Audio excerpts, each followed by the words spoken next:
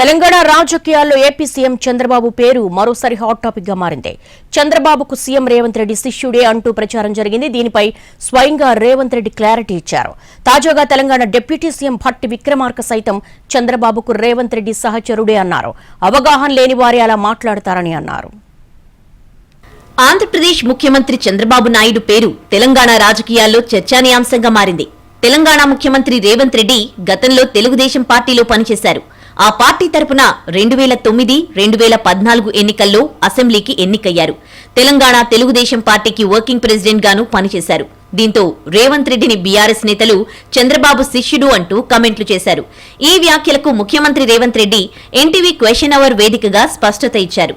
తాను ఎమ్మెల్సీగా గెలిచిన తర్వాతే టీడీపీలో చేరానన్న ఆయన చంద్రబాబు పార్టీ అధ్యక్షుడైతే తాను ఎమ్మెల్యే అని గుర్తు చేశారు. గురువు గారు అక్కడ పోటీ చేస్తా ఉన్నారు, శిష్యుడు సహకారం బుర్రలేనివాడు మాట్లాడేది శిష్యుడు ఎవరు గురువు ఎవరు? నేను సహచారుని అని చెప్పిన వాడు బుద్ధి లేని గాడిద కొడుకు శిష్యుడు గురువు అని మాట్లాడితే బుడ్డి మీద పెడితే అంత.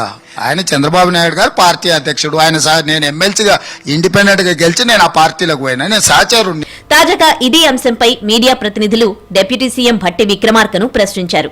చంద్రబాబు గురువు కాదు సహచరుడు అని సీఎం రేవంత్ రెడ్డి చాలాసార్లు చెప్పిన విషయాన్ని భట్టి గుర్తు చేశారు.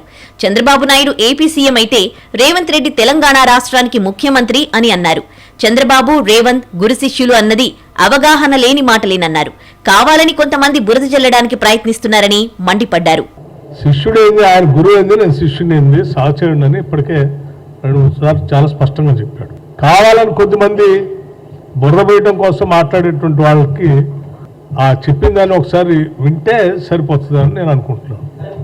ఆయన ఆంధ్రప్రదేశ్ ముఖ్యమంత్రి, తెలంగాణ ముఖ్యమంత్రి. ఇక్కడ సహచరులే కదప్ప గురు శిష్యులు అనే పదానికి అర్థమే లేదు. AP CM Chandrababu Naidu, Telangana CM Revanth Reddy ముఖ్యమంత్రుల హోదాలో ఈ నెల 6వ తేదీన హైదరాబాద్ లో కలవనున్నారు. విభజన అంశాలపై చర్చించనున్నారు.